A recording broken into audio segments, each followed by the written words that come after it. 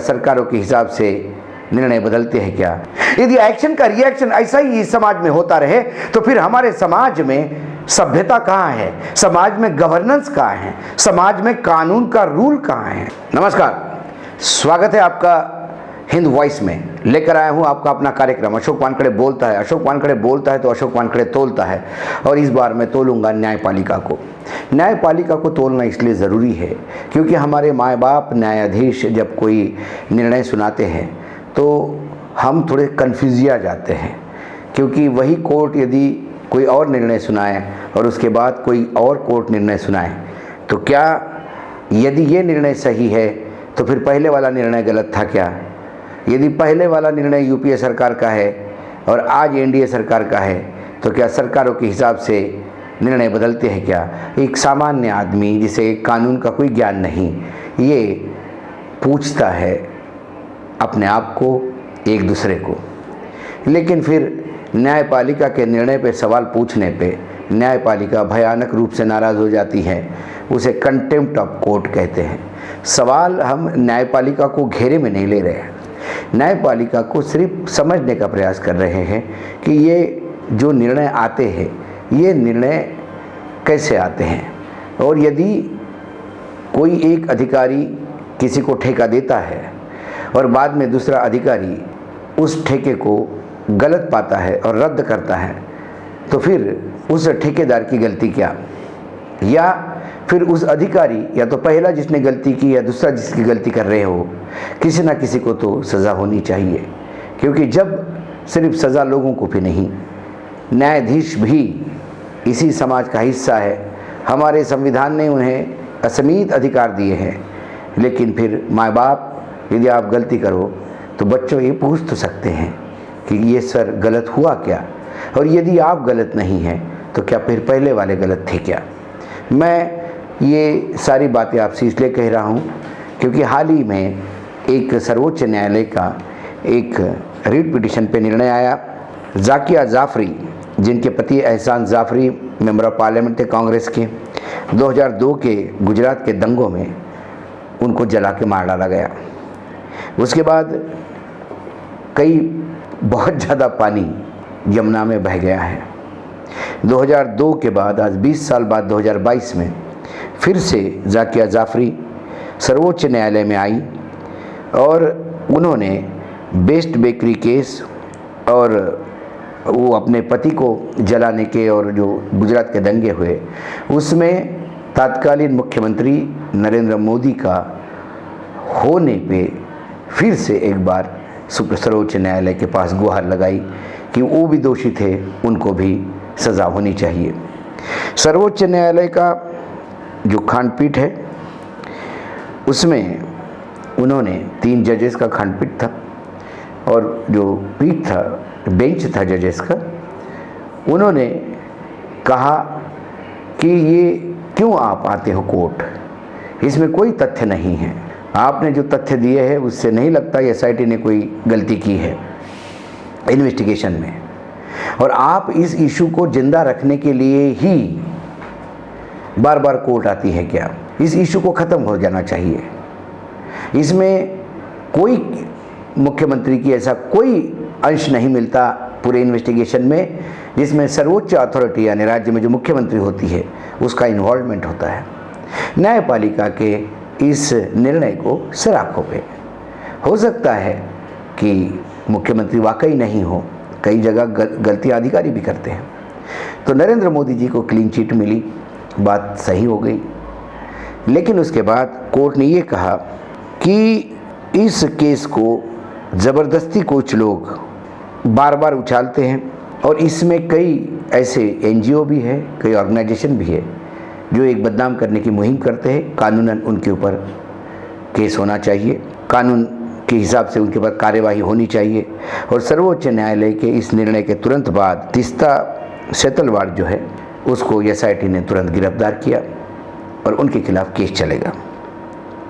मैं इसमें बिल्कुल गलत नहीं मानता। यदि सर्वोच्च न्यायालय को लगता होगा कि तीस्ता सेतलवाड़ दोषी है, दंगे भड़काने में दोषी है, दंगे करवाने में दोषी है, मुख्यमंत्री नरेंद्र मोदी को बदनाम करने में दोषी है, तो फिर सर्वोच्च न्यायालय ने निर्णय सही लिया।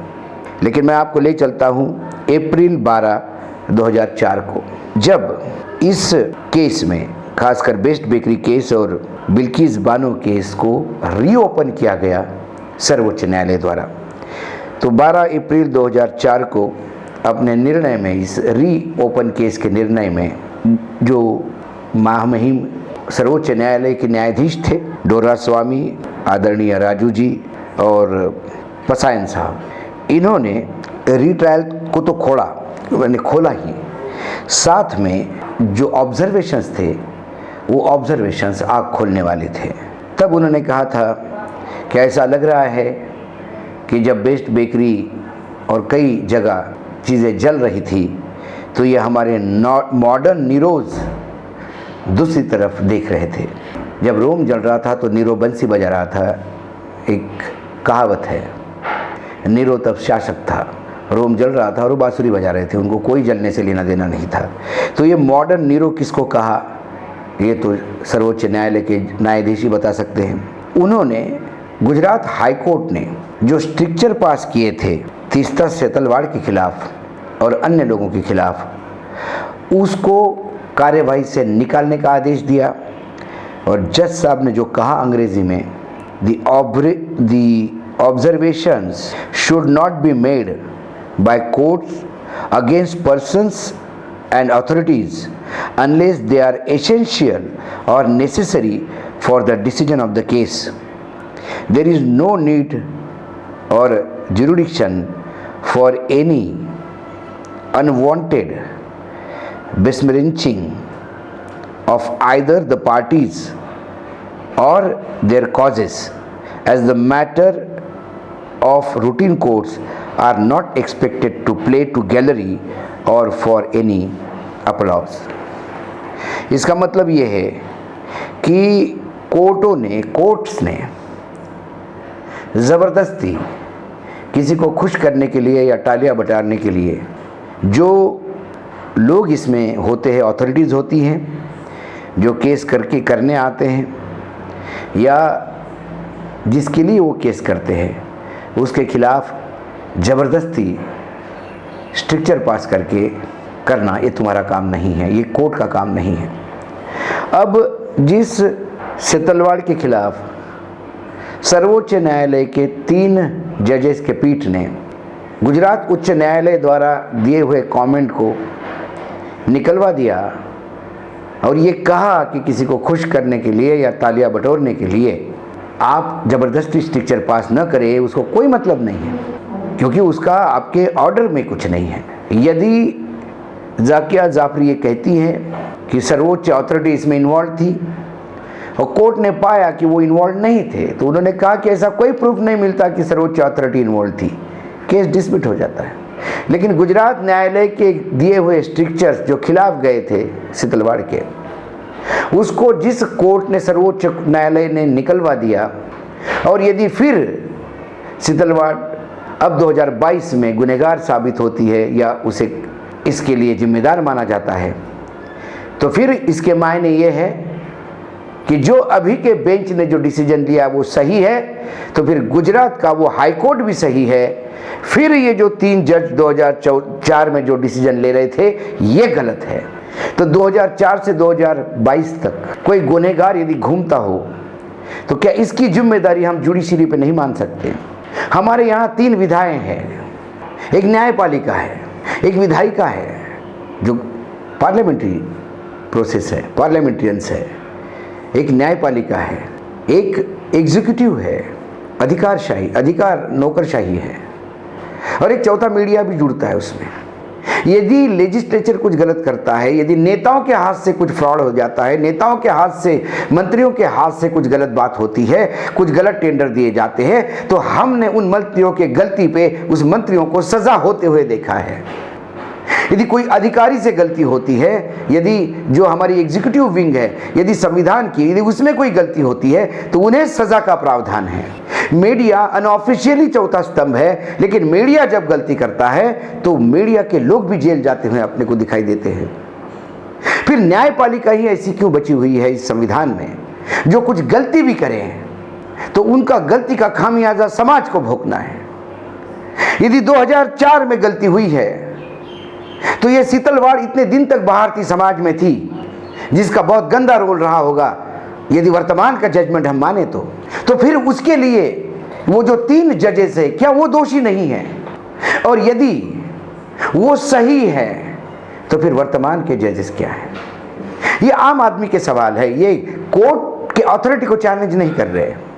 लोअर कोर्ट छोड़ दे, हाई कोर्ट उसको सजा दे तो हम मानते हैं कि हाई कोर्ट में वरिष्ठ बड़े ज्ञाता लोग होते हैं, और हाई कोर्ट का भी डिसीजन जब सर्वोच्च न्यायालय में जाता है तो हम ये मानते हैं कि सर्वोच्च न्यायालय में भी गाता है, हाई कोर्ट से भी बड़े। तो उस पूरे उस ज्ञान को सम्मान करते नतमस्तक होता है देश। संविधान ने अधिकार दिया है। सर्वोच्च न्यायालय के 2 जजेस के बेंच को 3 जजेस के बेंच ने, और 3 जजेस के बेंच को 8 जजेस के बेंच ने यदि नकारा है तो हम ये सोचते हैं कि शायद नीचे कोई गड़बड़ हो गई होगी। तो एक बड़ा बेंच था, उससे भी बड़ा बेंच था, लेकिन वो भी 3 जजेस का बेंच, ये भी 3 जजेस का बेंच। गलती कहाँ होती है? ये सवाल मैं आपके बीच में छोड़ के जा रहा हूं। मैं जानता हूं कि लोग इसलिए कह रहे होंगे कि शायद इनको लगता होगा कि नरेंद्र मोदी को सजा मिलनी चाहिए। क्यों मिलनी चाहिए नरेंद्र मोदी को सजा? देश के प्रधानमंत्री है, और इतने दिनों तक ये केस फिर से उठ के आता है, तो इसको कहीं ना कहीं पूर्ण विराम लगना चाहिए। मैं अमित शाह की उस बात को भी मानता हूं जो उन्होंने कहा कि कब तक वो आदमी अपने सर पर टंगती तलवार लेके जाएगा। 14 साल तक उन्होंने विषपान किया है। उन्होंने ये भी कहा कि ये तो एक्शन का रिएक्शन था। गोधरा में जब ट्रेन जली तो लोग रिएक्ट हो गए। यही राजीव गांधी कहते हैं कि जब सिखों का हत्याकांड हो गया तो कहते हैं कि एक्शन पे रिएक्शन हुआ। हाल ही में मुंबई में जो शिवसैनिकों ने नंगा नाच किया, लोगों के जो लोग बागी थे उनके ऑफिसेस तोड़े, तो शिवसेना का प्रवक्ता कहता है कि ये तो एक्शन का रिएक्शन था। यदि एक्शन का रिएक्शन ऐसा ही इस समाज में होता रहे तो फिर हमारे समाज में सभ्यता कहाँ है? समाज में गवर्नेंस कहाँ है? समाज में कानून का रूल कहाँ है? रूल ऑफ द लॉ जिसको हम कहते हैं, कानून व्यवस्था जिसको कहते हैं, वो क्या है? क्या हमारे जो प्रशासक हैं, जो प्रशासन में जो बड़े अधिकारी लोग हैं, वो हाथ पे हाथ धरे बैठे रहे? क्या केंद्र सरकार की ये जिम्मेदारी नहीं थी कि सिखों का हत्याकांड रोकना? क्या गुजरात सरकार की ये जिम्मेदारी नहीं थी कि मुस्लिमों का हत्याकांड रोकना? क्या ये शिवसेना की जिम्मेदारी नहीं है, नैतिक जिम्मेदारी उनके सरकार की, कि वो ये हमले ना होते नहीं दे? एक्शन की रिएक्शन ही करना है। आँख के लिए आँख ही चाहिए और हाथ के लिए हाथ चाहिए। तो फिर हम क्या बारबेरियन युग में जा रहे हैं? फिर हम किस सभ्यता का पाठ पढ़ते हैं? किस राम का नाम लेते हैं? इतना तो बर्बरता रामायण और महाभारत में भी नहीं थी। तो ये सवाल, कुछ चीजें जब सामने आती है तो ये सवाल पूछने का अधिकार है, क्योंकि ये हमारा संविधान है। ये संविधान हमने अपने आप को अर्पित किया है। हम भारत की जनता है। ये संविधान हम पे राज करने के लिए नहीं, ये संविधान हमारा अपना, हमारी सुरक्षा के लिए है। और सुरक्षा सभी दृष्टि से, सुरक्षा सिर्फ विदेशी ताकतों से नहीं, हमारे दुश्मनों से नहीं। सुरक्षा समाज में पनप रहे हैं असंख्य बुराइयों से भी सुरक्षित करता है। 2 टाइम की रोटी की सुरक्षा देता है, शिक्षा की सुरक्षा देता है, हेल्थ की सुरक्षा देता है, अच्छे जीवन जीने की सुरक्षा देता है, प्राइवेसी की सुरक्षा देता है। हमारा संविधान हमें क्या सुरक्षा नहीं देता? इसलिए ये सवाल 2004 का जजमेंट सही था या 2022 का जजमेंट सही है, मैं कंफ्यूज्ड हूँ। मैंने ये बात आपसे शेयर की, इसलिए मैं ये हिंद वॉइस पे आप लोगों के बीच में एक सवाल छोड़ के जा रहा। सवाल शीतलवाड़ का नहीं है, मैं उसे क्लीन चिट नहीं देता। मैं कौन होता हूँ देने वाला? यदि लेकिन वो अपराधी है तो इतने दिन तक कैसे बाहर रही, और वो अपराधी नहीं है तो फिर अब अंदर क्यों है? ये 2 सवाल, और ये उन्हीं माँ बाप सर्वोच्च न्यायालय के न्यायाधीशों का निर्णय है। इसमें मेरा कोई शब्द नहीं, सिर्फ मैंने पुराने निर्णय आपके सामने रखे, नया निर्णय आपके सामने रखा। आज इतना ही, फिर आऊँगा किसी विषय के साथ। तब तक के लिए नमस्कार। देखते रहिएगा हिंद वॉइस।